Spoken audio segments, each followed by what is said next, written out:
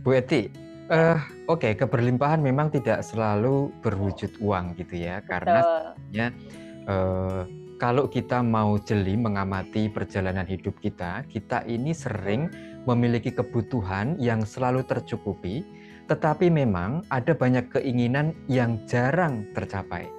Nah, Betul. disinilah bedanya kebutuhan dan keinginan ya. Nah, Betul tetapi Bu sekali. Eti, bagi mereka yang saat ini sedang berjuang untuk bisa mengatasi masalah finansial, apakah keberlimpahan ini bisa dimaterialisasikan, Bu? Saya butuh uang nih.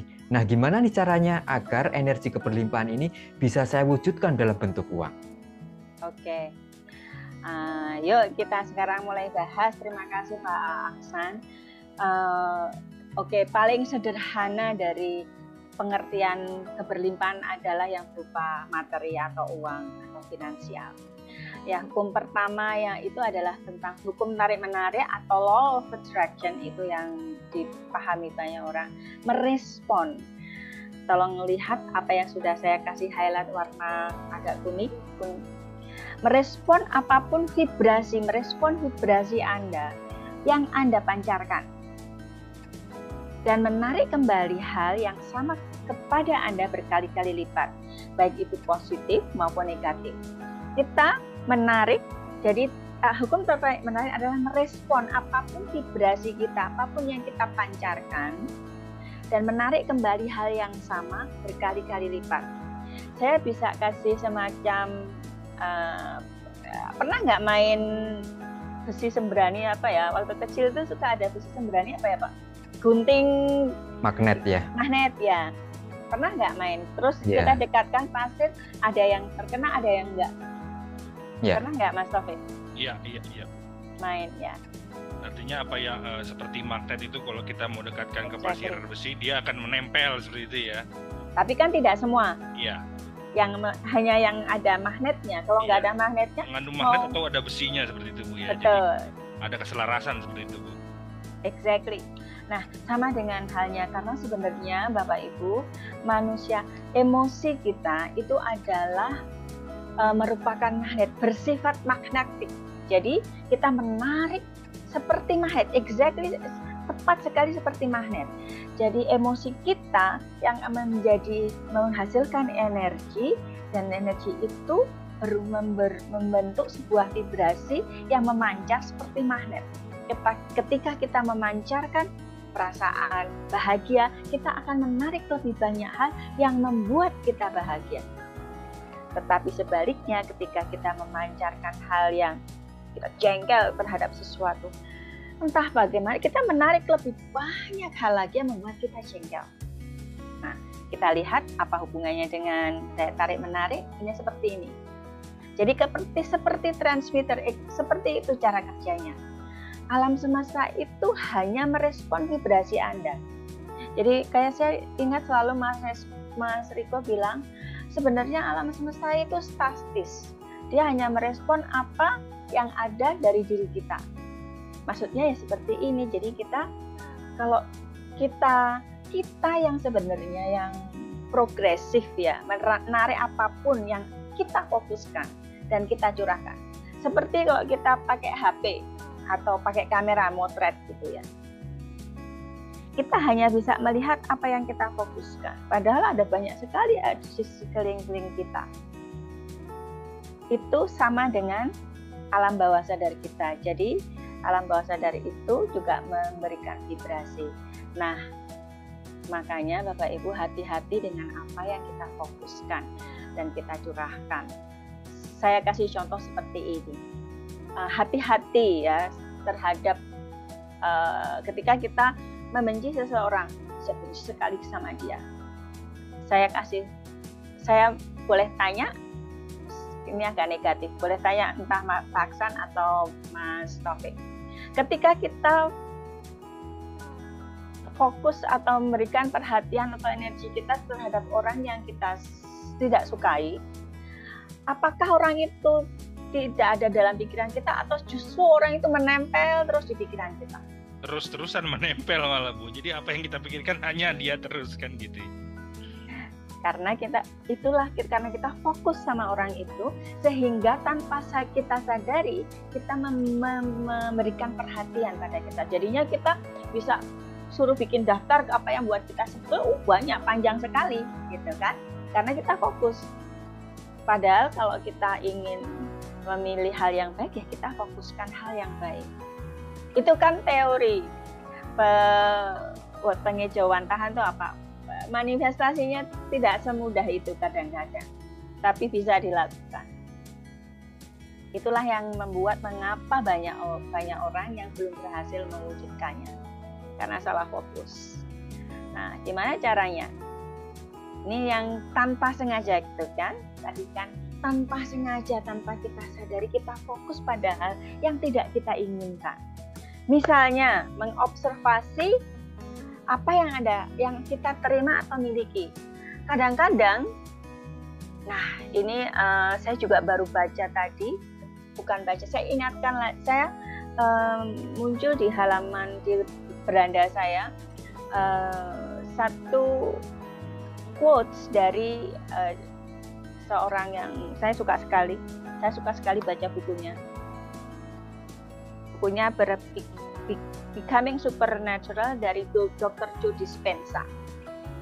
Bisa nggak ya kebaca? Dr. Joe Dispenza.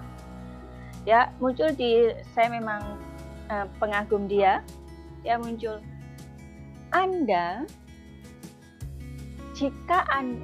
Banyak kalimatnya panjang, tapi ringkasnya begini bahasa Indonesianya.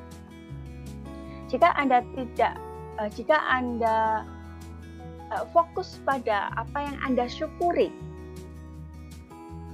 baik itu yang sudah Anda miliki, sudah Anda terima, dan akan Anda terima. Nah, yang akan Anda terima itu akan termanifestasi. Dan apa yang Anda terima, syukur yang sudah Anda terima dan sudah Anda miliki, itu akan memperbesar apa yang Anda miliki. Masalahnya adalah ketika kita sudah punya banyak sebenarnya. Lihatlah di kamar Anda, kita melihat, oh iya ya, saya sudah punya ini, sudah punya ini, sudah punya itu. Tapi kadang kita lupa mensyukurinya. Sehingga kita hanya, kalau bahasa Jawa itu ngegonto-gonto. Apa ya Pak bahasa Indonesianya Pak ya? Apa Bu? Ngegonto-gonto? Iya. Berharap yang belum terlalu ya? Ya, terlalu yang belum kita. Jadi saya ingin, memang kita diminta untuk memiliki impian, tetapi tidak terus melekat terus gitu. Katanya harus fokus Bu, kita fokus pada impian. Nah, itu ada seninya, nanti saya bahas. Karena rasa syukur itu adalah energi tertinggi kedua setelah energi cinta. Apa kebalikan dari rasa syukur? Serakah. Kalau kita lihat Hawkins punya penelitian, syukur itu ada di di power, sedangkan serakah ada di force. Force itu adalah emosi-emosi yang dragging down, yang menarik ke bawah, yang membuat kita semakin depresi, frustrasi dan sebagainya. Tetapi yang syukur itu menarik ke atas, yang membuat kita lebih ringan, lebih bahagia dan sebagainya. Sehingga vibrasi kita selaras dengan vibrasi alam semesta. Itulah yang membuat manifestasinya lebih mudah tercapai atau lebih mudah dibandingkan ketika kita berada di vibrasi rendah. Saya selalu menggunakan istilah rendah dan tinggi. Nah, bagaimana dengan observasi? Observasi itu tidak sengaja Anda juga mengirimkan vibrasi. Nah, ingat law of attraction atau hukum tarik-menarik itu hanya merespon vibrasi Anda. Dan vibrasi Anda ketika Anda pancarkan hanya ada satu. Tidak bisa 2, 3, hanya satu. Dan entah itu negatif atau positif. Ketika Anda memancarkan vibrasi itu, alam semesta akan meresponnya dengan lebih banyak lagi. Karena sifat kita adalah magnetik. Emosi kita bersifat magnetik, jadi menarik lebih banyak hal. Gitu. Sampai sini udah jelas ya Mas Taufik sama Mas Aksan? Ya. Pak Aksan, ya oke. Ya. Begini Bu Eti. Ya. Kadang-kadang kita menemui satu kenyataan yang tidak kita fokuskan, tetapi pernah terfikir. Ya. Nah, sebenarnya apa yang sedang terjadi seperti itu? Sama saja. Kita pikir kita tidak fokuskan, tapi ada. Kalau ada di pikiran kita, berarti kita fokus sebenarnya, Pak. Tapi tanpa kita sadari, gitu. Contohlah, kayak misalnya contoh kasus ya. Slide selanjutnya itu kan tentang contoh kasus. Kita lihat dompet kita, tuh kok uangnya tinggal 50.000 ya, atau lihat tabungan kita, tuh kok cuma mengamati kan, dompetnya kosong, atau uang di ATM di tabungan kita tinggal sedikit. Muncul tanpa sengaja kan ada vibrasi merasa aduh kurang, saya kok cuma segini ya, dan ada rasa kekhawatiran. Itu langsung vibrasinya terpancar dan alam semesta akan merespon. Nah, itu yang pada minggu sebelumnya kita ngomongin tentang bahasa jiwa ya, atau minggu sebelumnya ya lagi. Bapak Ibu bisa cek lagi video kami tentang bahasa jiwa. Jadi bahasa pikiran alam bawah sadar itu berbeda dengan pikiran sadar. Ketika kita saya kan cuma mengamati, cuma merasa kurang, tapi pikiran bawah sadar, oh kamu kekurangan, baiklah aku pancarkan nih energi atau vibrasi kekurangan sehingga menarik lebih banyak kekurangan. Dia itu tidak bisa membedakan antara Anda sedang mengamati atau sedang fokus atau sedang memikirkan atau sedang menghayal. Jadi ketika kita memvibrasikan kekurangan atau kekhawatiran, ya kita menarik lebih banyak hal yang membuat kita merasa makin kekurangan. Kita merasa makin khawatir. Waduh. Dan padahal saya sudah bikin afirmasi loh, sesuai dengan Bang El. Kok malah hasilnya kebalikan? Atau kita hanya lihat sinetron, lihat drama Korea itu namanya apa? Suka apa Pak istilahnya? Ya, drakor ya. Drakor. Saya dulu pikir drakor itu apa, Dracula atau apa, ternyata drama Korea.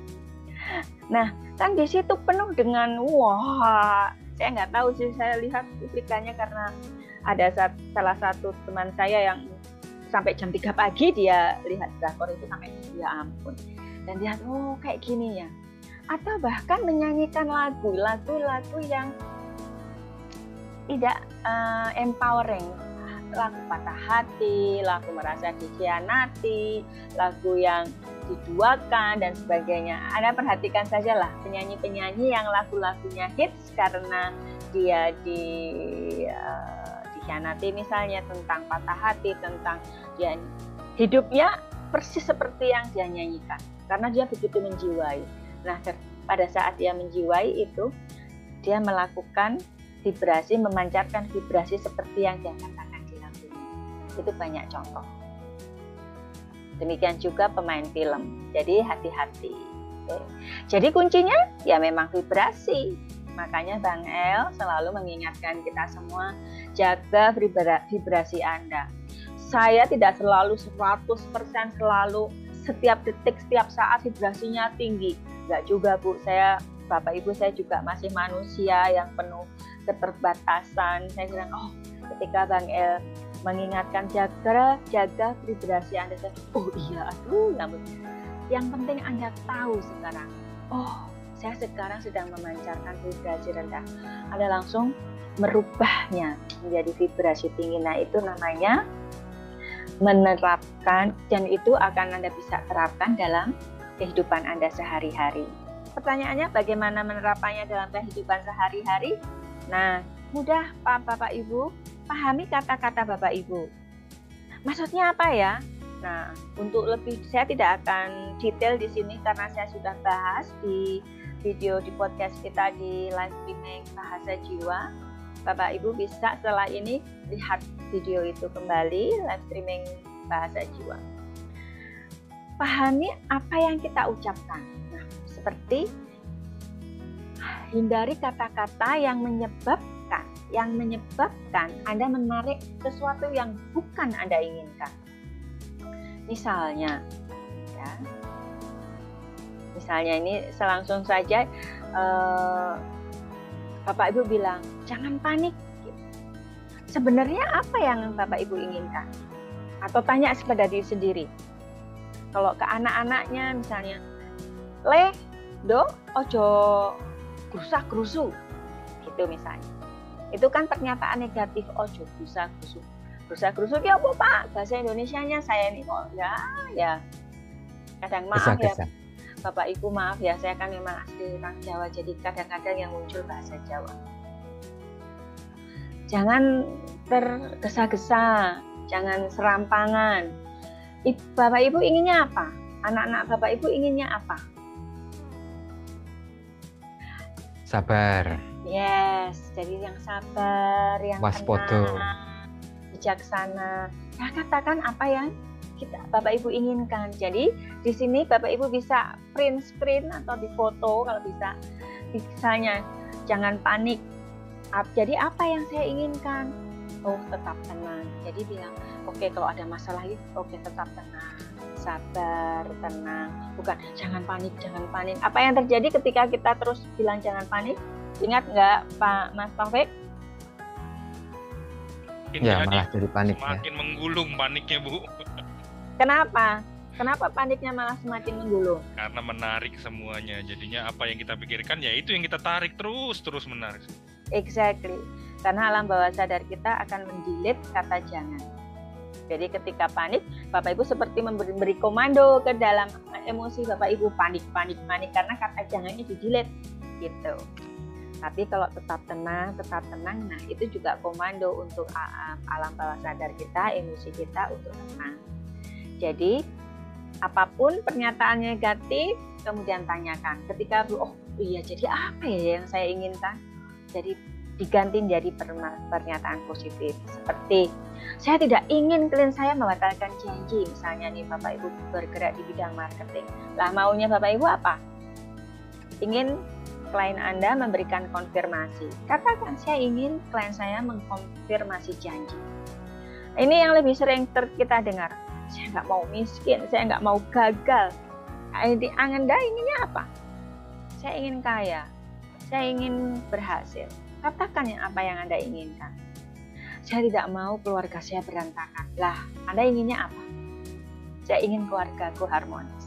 Makanya afirmasi Bang El, kalau perhatikan yang dibagikan ke Bapak Ibu semua, perhatikan di situ.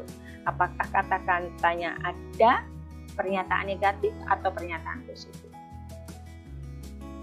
Saya hanya mengulang atau mengulasnya.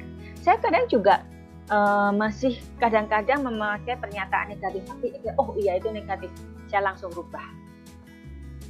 Demikian juga saya rasa dari semua kita pasti mengalami hal itu. Ya nggak Pak Aksan? Gimana menurut Pak Aksan? Ya, betul. Jadi kadang-kadang seperti yang tadi saya sampaikan, kita menemui kenyataan yang tidak pernah kita inginkan. Tetapi tanpa sadar, ternyata kenyataan tersebut sebenarnya pernah melintas di dalam pikiran kita. Dan itu yang kemudian dicatat oleh semesta. Ya, betul sekali. Terima kasih Pak Aksan. Ada banyak cara untuk trauma itu adalah luka batin yang cukup dalam. Apalagi ketika masih kecil, menderita penyakit, menderita trauma itu dan dilakukan oleh orang yang seharusnya memberikan kasih sayang, itu sangat, ya memang sangat traumatis. Ibaratnya begini, kalau kita menggoreskan cuma orang lain, misalnya ngatain dia cuma sekali gitu, itu seperti menggoreskan di pasir di pinggir pantai, pasir kena angin, kena air laut, udah hilang. Tapi kalau trauma yang dilakukan oleh orang tuanya, orang yang harusnya memberikan kasih sayang, perlindungan, pengayoman, dan berkali-kali, itu seperti menatah batu karang. Jadi sangat dalam, susah. Mau diguyur air laut ya enggak juga, bertahun-tahun. Memang ada banyak cara, salah satunya mungkin hipnoterapis, ke psikolog, dan juga dengan meditasi, tapi memang harus rajin Bapak Ibu, karena luka batinnya, traumatisnya sangat dalam. Ya, ini catatan bagi semua orang tua, jangan pernah melakukan kekerasan kepada anak-anak kita ya. Semarah apapun, sejengkel apapun kita terhadap anak, jangan sampai pernah melukai batinnya, karena trauma itu akan terbawa sampai dewasa ya. Ya. Ketika, that's why kenapa ini contoh yang sangat ekstrim, maaf Bapak Ibu, contoh yang sangat ekstrim. Seorang pembuli yang parah itu karena dia dibully oleh orang tuanya waktu kecil. Jadi dia tidak serta-merta menjadi pembuli, enggak. Jadi kalau kita sering mendengarkan berita atau apa yang kemudian korbannya sampai meninggal, berarti luar biasa cara dia membuli. Ya karena dia korban bullying dari orang tuanya biasanya. Ya, data tentang ini memang banyak sekali Bu Eti ya. Rata-rata pelaku kekerasan seksual itu juga adalah mantan korban kekerasan seksual. Kemudian di satu daerah yang dulu sering ramai dengan kasus kelitih ya, kekerasan yang dilakukan oleh remaja, ternyata pelaku kekerasan itu setelah diobservasi dan juga diperiksa, ternyata mereka juga merupakan korban ketidakharmonisan rumah tangga. Jadi mereka kemudian mencari pelampiasan atau membalas dendam itu kepada orang lain, membacok kepada orang yang tidak dikenal tanpa alasan, seenak mereka, mengayunkan celurit kepada orang yang lewat gitu aja, dan itu tanpa sebab. Luar biasa anunya ya, dampaknya. Kalau dari si korban nggak ada sebabnya, karena sebenarnya yang bermasalah kan yang pelakunya, dia hanya melampiaskan frustrasinya, kemarahannya kepada siapa aja yang kebetulan apes lewat gitu kan. Nah, jadi bagaimana meriset vibrasinya? Ini bisa menjadi pembicaraan yang sangat panjang. Saya rasa ada banyak pakar di luar sana yang bisa lebih menyampaikan bagaimana cara healing dan sebagainya. Tapi saya akan melihat dari porsi saya. Sebagai saya seperti Anda. Saya bukan pakar Bapak Ibu, saya hanya memberikan dari apa yang saya ketahui dari referensi dan juga sharing dari pengalaman saya. Bagaimana cara meriset vibrasi itu? Saya ingat Bapak Ibu, ketika saya dulu sebelum punya rumah, saya punya keinginan ingin memiliki sebuah rumah. Dan tulisannya di situ, saya ingat sekali, saya selalu punya dream book. Dream book saya sekarang yang nomor 4, nomor 45. Setiap kali saya punya dream book, kalau ada ilustrasi saya akan tempelkan. Di situ masih tertulis ya, karena saya ingat-ingat, kenapa ya? Kok saya setiap kali membuat rumah saya 2 kali membuat rumah, dapurnya itu selalu kecil.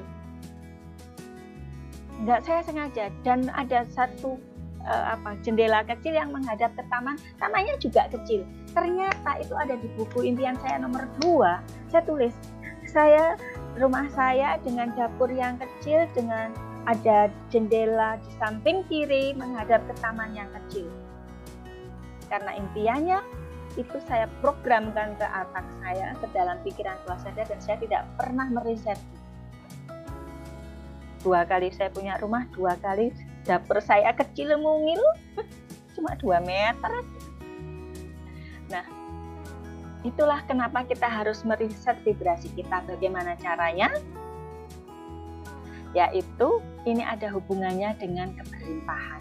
Yaitu dengan sengaja kita menarik, dengan cara kita menarik apa yang kita inginkan. Tadi kan sudah ada kita membuat simulasi, saya tidak ingin panik. Jadi cara apa yang Anda inginkan? Saya ingin tetap tenang. Itu adalah salah satu cara untuk meriset. Ya. Nah, sekarang kalau ingin saya keberlimpahan, kita dengan sengaja menarik. Yang tadi tidak sengaja menarik, membuka dompet yang agak kosong. Kok dompetku nggak ada uangnya? Tidak sengaja Anda menarik vibrasi tentang kekurangan dan sebagainya. Nah, ada 3 langkah mudah yang sangat bisa Bapak Ibu lakukan. Ya, yang pertama, impiannya jelas. Ini sudah berkali-kali saya sampaikan, saya ilustrasikan seperti ini. Bapak Ibu mempunyai 3 anak atau 2 anak lah.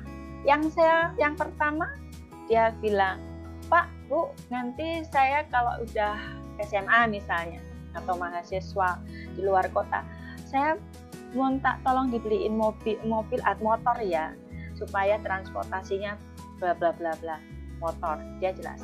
Tapi anak yang kedua bilang, Mak, Bu, nanti saya ada yang suka nggak bisa mengungkapkan perasaannya ya.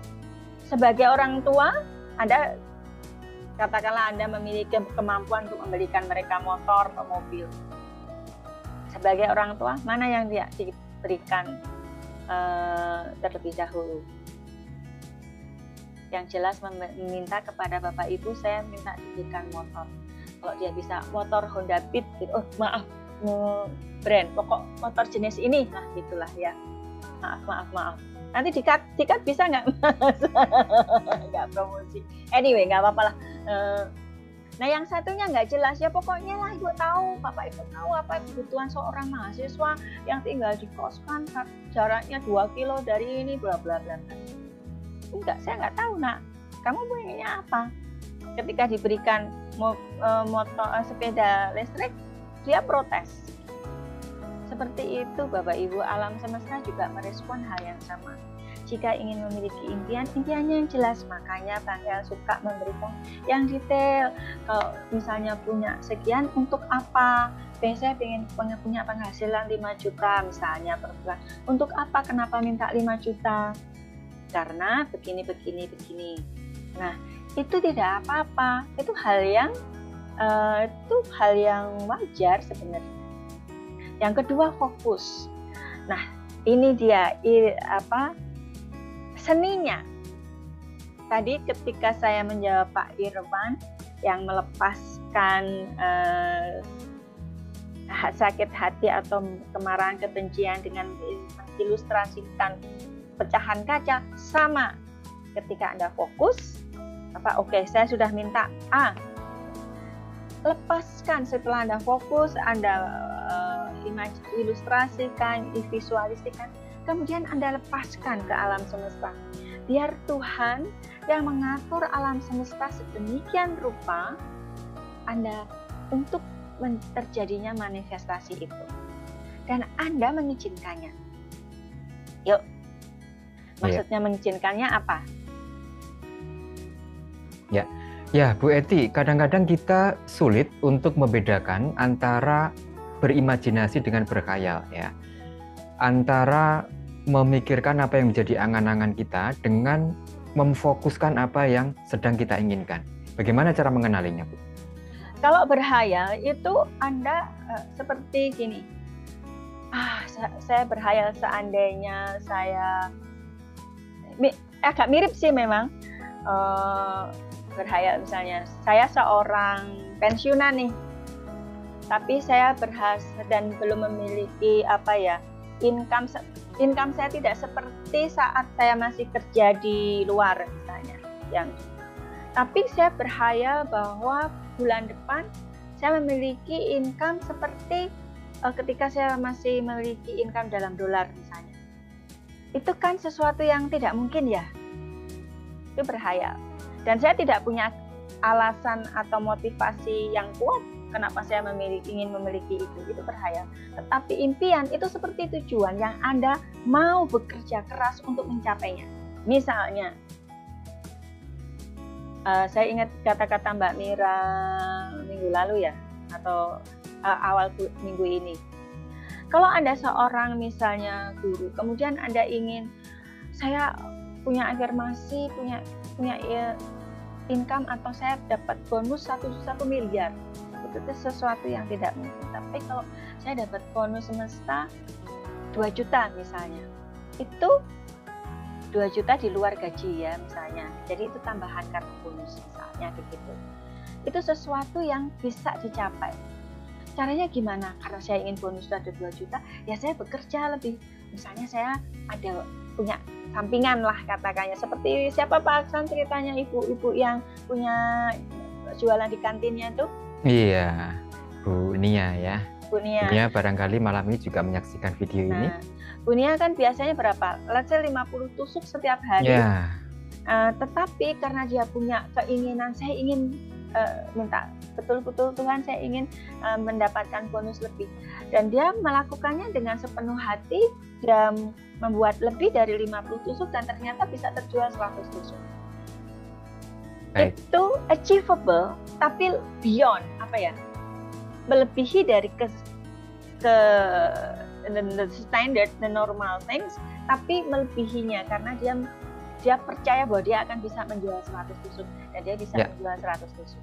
Ya, baik. Lanjut ke berikutnya, Bu Eti. Ya, ini sebenarnya sudah saya jelaskan. Yang impian yang jelas boleh di skip aja Mas, artinya sudah saya jelaskan tadi. Fokus. Nah, oke.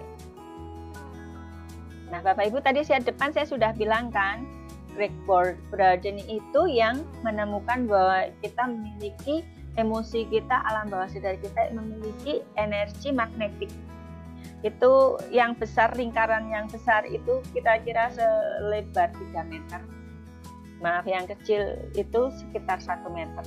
Makanya kalau di dunia hospitality, saya dulu sebagai training manager, ketika Anda mulai menyapa tamu, ketika di atas sekitar sudah 1 meter, kalau 3 meter kan kejauhan untuk menyapa, tetapi Anda make eye contact, itu ada hubungannya. Tetapi hari ini saya tidak mengatakan itu, tapi let's say bahwa lingkaran yang besar itu adalah medan magnetik Anda. Impian-impian Anda masih di luar medan magnetik. Ketika Anda fokusnya bukan di luar Anda, Bapak Ibu, tapi di dalam diri Anda, di hati Anda, di emosi Anda, di pikiran bawah sadar Anda. Apa yang Anda inginkan itu perhatiannya, fokusnya di situ. Jadi ubah vibrasinya tadi. Oh, saya bahagia. Ingat, alam bawah sadar kita tidak bisa membedakan antara kenyataan dan impian. Semuanya adalah nyata. Jadi ketika Anda bilang, saya membayangkan, saya bahagia sekali jika saya membayangkan saya sudah memiliki ini. Nah, vibrasi Anda bergetar. Jadi impian yang ada terdekat itu bisa masuk. Tapi bagaimana impian yang terlalu jauh? Anda besarkan lagi impian Anda. Jadi makanya sering besarkan powernya. Gitu. Itu adalah ketika Anda harus lebih banyak meditasi, sadar nafas, itu membesarkan cakra-cakranya di jalur energinya menjadi lancar, menjadi bersih. Itu cara membesarkan power Anda, membesarkan daya magnetik Anda. Nah, yang ketiga ini yang menjadi salah satu cikal bakal mental block sebenarnya. Maksud saya dengan mengizinkan adalah ketika kita tidak mengizinkan diri kita untuk sukses. Kita bilang, masa kita nggak mengizinkan diri kita untuk sukses? Yuk kita lihat dulu, jangan buru-buru ya. Kita pasti setiap manusia pernah mengalami pengalaman yang buruk. Misalnya, Anda sudah berkali-kali berafirmasi tetapi tidak menghasilkan sesuai yang Anda inginkan. Misalnya, Anda ambil nih salah satu afirmasi Bang El, bahwa saya kaya raya dengan bonus sekian gitu ya. Nah, itu yang kadang-kadang kita harus mesti adjust. Apakah itu memang yang kita perlukan dan atau tidak. Kalau hanya sekedar ikut-ikutan tanpa punya kejelasan dari apa yang kita inginkan atau butuhkan, tidak tercapai. Kemudian kita, ternyata gagal, saya nggak bisa. Berkali-kali nyoba lagi, gagal lagi. Karena gagal berkali-kali itu sehingga Anda ragu. Ketika yuk kita afirmasi lagi, yuk kita mau melakukan afirmasi untuk ini loh caranya untuk memanifestasi Anda. Enggak, kemarin sudah gagal, jadi Anda merasa ragu. Itulah mental block yang kemudian tidak muncul begitu saja. Mental block itu karena ada rentetan dari peristiwa-peristiwa sebelumnya. Akhirnya Anda karena ragu itu yang membuat gagal. Nah, yuk kita bermain. Ini sebagai ilustrasi lebih mudah. Slide selanjutnya, Mas Taufik. Ya, mental blocknya nggak cuma keraguan ya Bu ya, tetapi kekecewaan ya, karena telah gagal, kemudian kecewa dan apalagi menyalahkan ya. Ya banyak lah ya di situ ragu karena kemudian kita marah, kita kecewa, menyalahkan keadaan, kemudian nggak percaya lagi karena itu sudah ditaraf belief I believe that it won't works for me. Saya percaya bahwa itu nggak akan berhasil untuk saya, dan itu mungkin memang bukan untuk saya lah, ya, gitulah ya. Itu kalimat-kalimat orang yang memiliki mental block. Oke, kita bermain. Yang pertama, yang bulat-bulat kecil-kecil itu, katakanlah itu hasrat kita untuk mewujudkan impian kita. Di dalamnya ada impian kita. Sedangkan kayak tusuk gigi itu adalah keraguan, ya gitu. Nah, yang paling bawah yang sudah lepas, ada bulatan kecil yang sudah lepas 3 itu adalah manifestasi. Bagaimana caranya, ilustrasinya? Slide selanjutnya. Misalnya, kita memiliki hasrat yang kuat, tetapi keraguannya juga kuat, pasti gagal.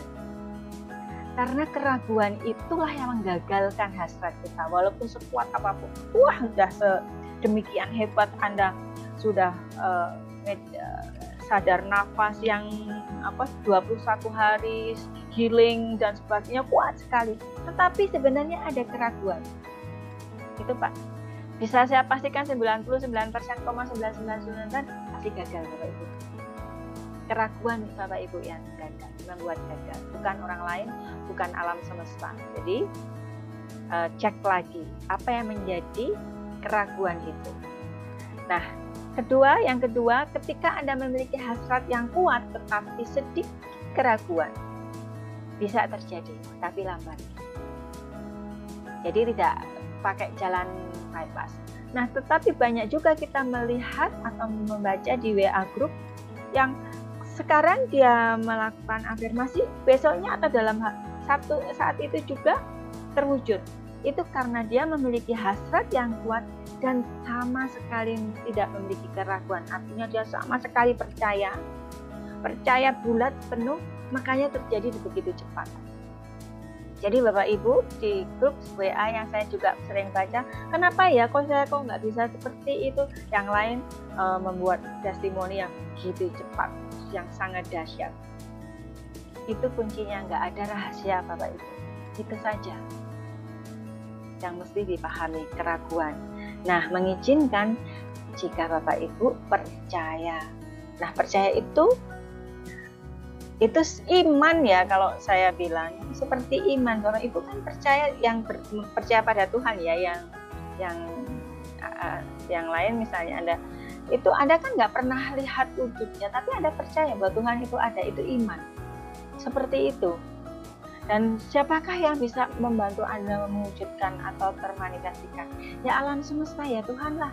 Percaya saja Tuhan mampu. Masa kita bisa ragu? Tapi memang kejadian kita kadang ragu, saya sendiri juga.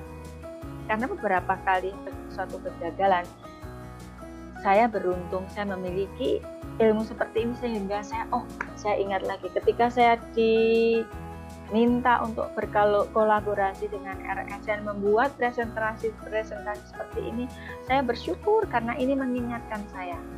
Ini bukan hal yang baru buat saya, karena yang beberapa tahun yang lalu saya juga melakukan hal yang sama, sehingga saya bisa flashback. Oh, ketika saya memiliki vibrasi yang rendah, yang terjadi adalah going down ya kehidupan saya. Ketika saya memiliki vibrasi yang bagus seperti ini, semuanya seperti mudah saja. Apa yang saya inginkan tercapai. Tetapi tidak selalu kemudian, walaupun saya memahami ini, tidak selalu kemudian kehidupan saya terus baik. Nah, tidak Ibu Bapak down. Tetapi ketika saya jatuh dan ketika saya bangkit lagi, saya sudah jatuh tidak lebih tinggi, sehingga saya bisa bangkit lebih tinggi lagi dari yang kemarin. Itu perlunya pengetahuan.